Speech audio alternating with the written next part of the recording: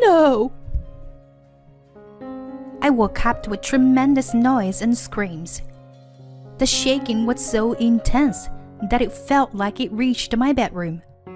I checked my phone to see if it was an earthquake, but there was no alerts. It was still 4 o'clock in the morning. I calmly tried to figure out what was happening when I heard moaning coming from downstairs. I rushed to the source of the sound and found my mother-in-law collapsed near the staircase, with a wine bottle lying beside her.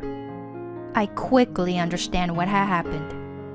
My mother-in-law always looked down on me as an uneducated and worthless daughter-in-law, and she drank until she passed out. She must have slipped on an empty wine bottle, lost her footing, and tumbled down the stairs. While I was in shock, my mother-in-law spoke to me in an intimidating voice. Hey, what are you doing? You're really useless. Stop dawdling and call an ambulance. Don't you understand the situation? I might have broken a bone.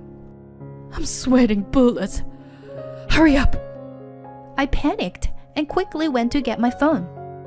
As I grabbed it, I suddenly realized something. Could it be... My name is Katie. I am a housewife like anyone else. I got married to Tom a few years ago. I met my husband Tim at work. We didn't interact much while I was still at the company, but he approached me when I moved to a different building. We started dating from there, got married, and now here we are. Living with Tim was not flashy, but we were filled with small daily happiness. However, something happened that brought an end to those days. Tim's father, my father-in-law, passed away from a heart attack. He had never had any illnesses before and was in perfect health. No one had expected him to suddenly pass away, so it was a tremendous shock. Tim and my mother-in-law were visibly distressed. I couldn't leave my mother-in-law alone in that state. So after the funeral, Tim and I started living with her. However, my mother-in-law had some twisted characteristics. When we first started living together, she said, "Thank you for living with me." I couldn't even imagine how she must have felt, having been left alone so suddenly. That's why I was determined to support her as much as possible, so that she could heal soon. As time passed, she started smiling more, and she began to regain her strength little by little. But then, an incident occurred during a dinner conversation. We were discussing something we saw on TV, when my mother-in-law laughed at me, as if she was making fun of me. I think it was about some art pieces or something trivial. Apparently, my comment wasn't accurate, and she said, "Oh my, Katie, did you really say that?"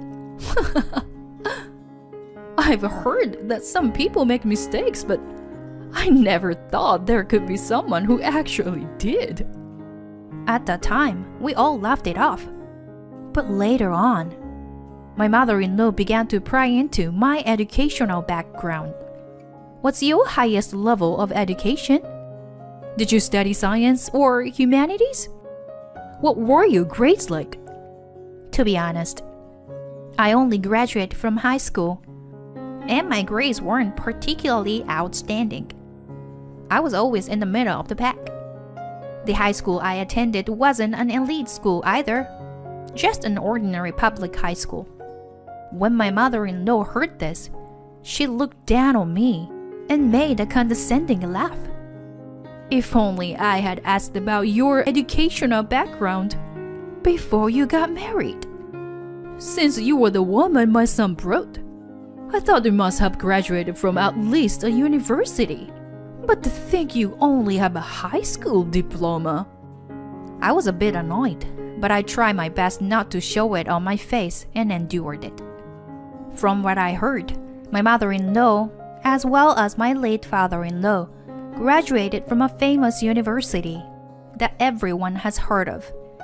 Well, from their point of view, I must have been low educated. However, once you become a member of society, your educational background isn't everything. Your character is tested in countless situations. But ever since then, my mother-in-law's catchphrase for me has been, "This is why high school graduates aren't good enough." She always found something to belittle me about, like how I calculate the cost of shopping, or my knowledge of current events in politics and economics. Her criticism about my low education even extended to things like not liking my cooking or how I do my cleaning and laundry. Why can't you understand what I'm saying? Oh, right. You only graduated from high school, so you can't even understand words properly. It's really pitiful to have no education like you. Every time she said something like that, I wanted to retort. But whenever I showed even a hint of opposition, my mother-in-law would say something like this. Are you saying that to me, who has been grieving for my husband? Do you have any empathy? After being told this, I couldn't say anything anymore. However, these kinds of days continued, and I was nearing my mental limit. I thought about asking my husband to talk to his mother for me.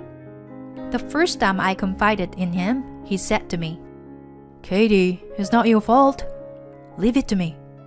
I wonder how much of those words of him meant to me. As promised by my husband, the bullying from my mother-in-law stopped for a while. But after a few weeks, my mother-in-law started to take out her anger on me even worse than before. Since she was upset about being reprimanded by Tim, she didn't just criticize my cooking, but also threw away everything I put on the dinner table right in front of me. I keep telling you that your cooking is terrible, didn't I? Why don't you understand? I've been telling you over and over again, so why don't you get it? When she was in a bad mood, she would even say things like this. You can't even cook. Yet, you want to take my son away from me? This low-educated, immoral woman. Do you have any morals at all? My mother-in-law was beyond reason. Whatever I did, it seemed that nothing was to her liking. As her abusive words became more intense, I turned to my husband for advice more and more frequently. But this time, I had started to speak up against her insults to some extent. Please don't judge me, based on my education alone.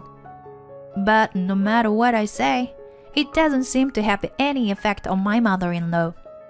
My husband tried to talk to her and calm her down several times. But yesterday, he finally said something like this. Hey, if mom is saying those things, maybe the problem is with you, Katie. I admit that mom is being hard on you, but maybe it's because you don't understand things properly. If that's the case, then it's pointless for me to try to help you. You should handle it on your own. Meanwhile, my husband has been spending less and less time at home. He says he's busy with work, but he's probably just tired of being caught up in our fights. As a result, I'm becoming more and more isolated from my family. The harassment is only getting worse. My mother-in-law's swearing has become more frequent, possibly due to her drinking. She didn't drink as much when my father-in-law was alive, but now she seemed to be using alcohol to cope with her loss, drinking every day in her upstairs room. I'm constantly being summoned like a servant, being told to bring ice, dispose the empty bottles, and prepare snacks for her drinking sessions. As a result, my sleeping schedule is getting later and later. However, my husband also comes home late at night more often. He smells of alcohol and perfume just like my mother-in-law. Day after day, I'm being bullied by my mother-in-law and abandoned by my husband. And my mental state is finally reaching its limit. On this day, just like any other, my mother-in-law went back to her room after dinner to start drinking again. She yelled at me to bring her more wine, but I wondered why I had to obey her. At this point, there is no kindness left in me to try and stop her from drinking too much. I pretended not to hear and remained silent. However, my mother-in-law just kept getting more and more hysterical, without showing any sign of coming downstairs. You can hear me, right? You damn daughter-in-law. I'm telling you to bring more alcohol. What language do I have to speak for you to understand me? No matter what she said, I didn't react and just blocked my ears with my earphones, listening to music at maximum volume. Occasionally, I heard the sound of my mother-in-law throwing something outside the room, but I pretended not to notice. She can do whatever she wants. About an hour later, I took off my earphones. That the house was now quiet. As I approached the stairs and listened closely, I could hear her snoring slightly. Maybe if I didn't do anything, she would just pass out and go to sleep. In the end, she just wants to use me conveniently by finding excuses for everything. That's all there is to it. If this is how it's going to be, then, starting tomorrow, I will ignore my mother-in-law's calls. I just have to endure a few more unpleasant days. The next morning, No! I woke up to the sound of a loud crash and a scream, as if the room was shaking. At first, I thought it might be an earthquake, but after looking around, I realized that wasn't the case. Instead, I heard groaning coming from nearby. I followed the sound to find my mother-in-law crumpled at the bottom of the stairs, with an empty wine bottle beside her. It was clear what had happened. She must have slipped on the bottle and tumbled down the stairs. Normally, I would have collected empty bottles when I was cold, so there would have been no such danger. As I watched her writhing in pain, a strange feeling washed over me. It was as if I felt she was receiving divine punishment. My thoughts were interrupted by her barking orders at me, her tone one of intimidation. Hey, what are you doing? You are really useless. Stop doddering and call an ambulance. Don't you understand the situation? I might have broken a bone. I'm sweating bullets.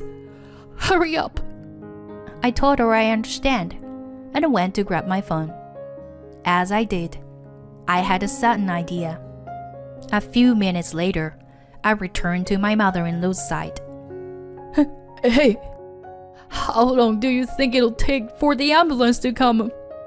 She was pale-faced and sweating profusely, writhing in agony. But there was something I had to tell her. My mother-in-law was waiting for me to speak. I'm sorry, I don't understand your language very well, so I can't call an ambulance. What? My mother-in-law looked at me, perplexed and confused about what was happening. But then, she quickly regained her composure and started yelling at me. What are you joking around? At a time like this? Don't you understand this is no laughing matter? My whole body hurts. It could be life-threatening. Don't you understand my pain? You stupid daughter-in-law. I'm sorry. I'm not very smart. I don't understand. I don't know what to say. I'm sorry. I can't do it. I continued to speak in broken and unintelligent sentences. My mother-in-law started to worry that I wasn't going to call an ambulance after all. Her tone softened as she started to stumble over her words. No, I mean, I need an ambulance. So, Katie... She was clearly trying to figure out what to do, perhaps imagining what might happen if she left there alone without being treated. Finally, my mother-in-law began to cry and plead with me to call an ambulance. Katie, I'm sorry. It was all my fault. I apologize for treating you so badly all this time. I won't make fun of you anymore. So, please. I still want to live. My mother-in-law cried and wailed. I retorted, "Well, you should have said that from the beginning, if you understood. But anyway, I've already called an ambulance." Right after my words, the distorted sound of a siren started to be heard. Then the ambulance arrived, and my mother-in-law was transported to the hospital. After that, my mother-in-law was hospitalized for the day for a checkup just to be sure. She seemed embarrassed about shouting, "I still want to live," over just a bruise, and couldn't meet my eyes. My husband suddenly appeared in the hospital room and asked, "Is Mom okay?" After he finished worrying about my mother-in-law, he glared at me and said, "How could Mom go through something like this when you were home? What's the point of being a housemaker, Katie?" Sighing, I thought, is it my fault again? And took out a voice recorder from my pocket and played it. It contained all the abusive language that my mother-in-law used toward me all this time. Some recordings were made when she was sober, while others were made when she was drunk. There was no shortage of variation. "So what?" My husband shouted in disbelief. "So what? Can't you figure it out for yourself? Do I really have to stick to this person's side 24/7? Hell no. I endured your mother's verbal abuse all this time. Besides, her injury was our own fault to begin with. Did you know that your mother is an alcoholic? Of course you didn't know, right? You were never home." My husband tries to make an excuse, saying that he had work to do. "Don't you lie to me. You were probably sleeping around with some woman named Sarah, right?" "Why do you know that?" "There is a fool who hardly ever comes home. And even when he does, he reeks of perfume. Are you still telling me he's not cheating?" When I became convinced of his infidelity, I immediately hired a private investigator.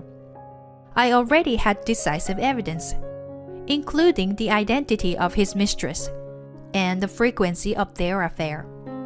I don't want to hear any more excuses or apologies. All I want is a divorce and compensation. I never want to see you or your mother again. Goodbye." Saying this, I left the hospital.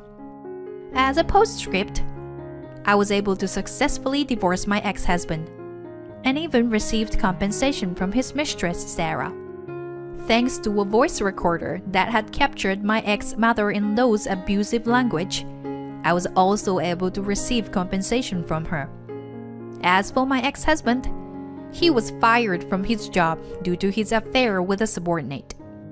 My ex-mother-in-law struggled to recover from her alcoholism for a while, but she eventually relapsed due to the stress caused by her son losing his job. According to their neighbors, the two of them always reeked of alcohol and were often inebriated to the point where they couldn't even have a proper conversation.